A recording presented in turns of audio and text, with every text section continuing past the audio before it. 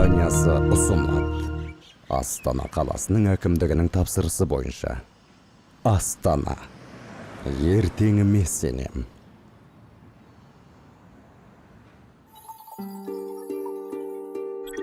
Он бесінші қадам. Қоғамдық көлікті дамыту.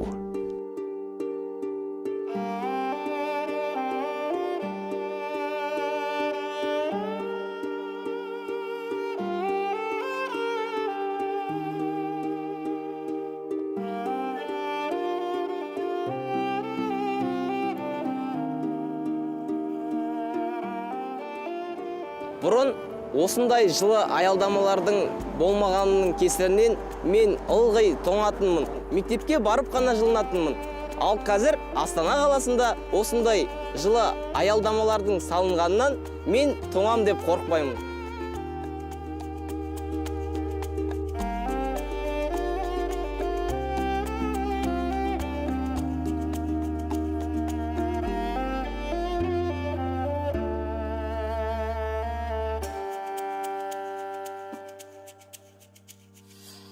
Астана жаңа мүмкіндіктер мен жаңа үлгілердің қаласы. Жоғары өткізу мүмкіндігі бар көлік ағынын басқару.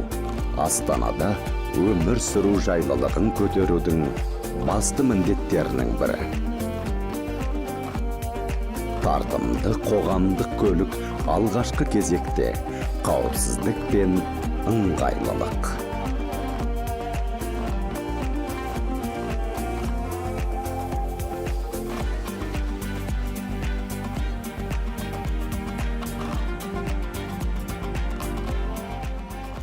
Бізде бұрын кептелістер көп болатын, аялдамаларға кешігіп келетінбіз, кісілер ренжіп бізге ұрысатын, орындар аз болатын. Ал қазір орындар жеткілікті, автобустың іші жылы, мүгедектерге арналған орындар бар, қария кісілерге арналған орындар бар.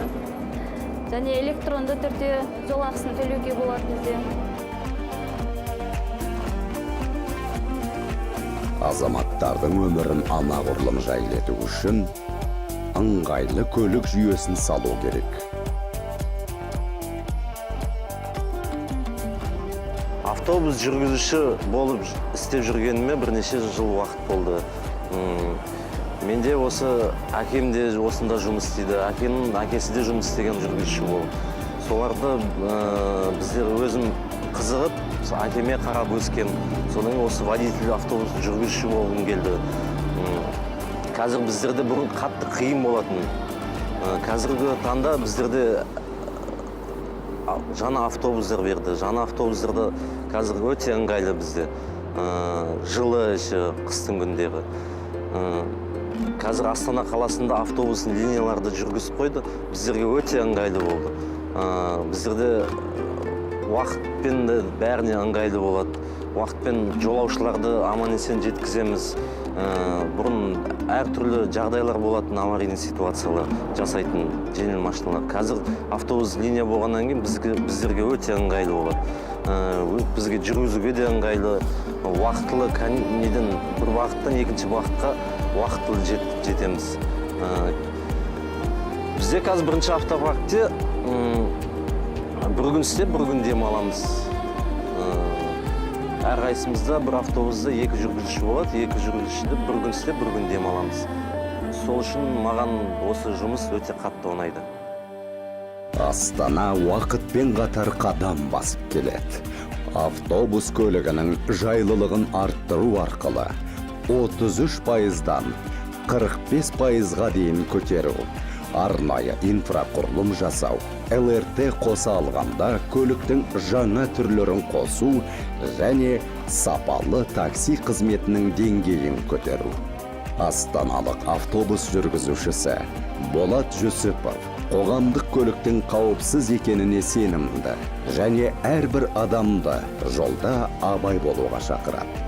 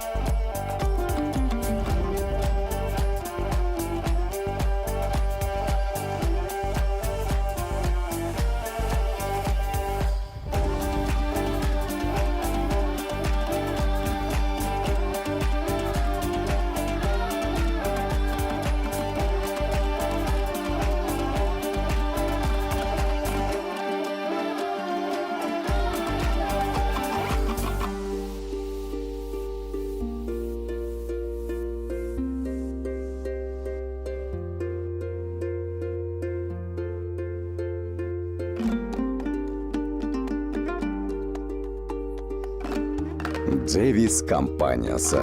Астана. 2017 жыл.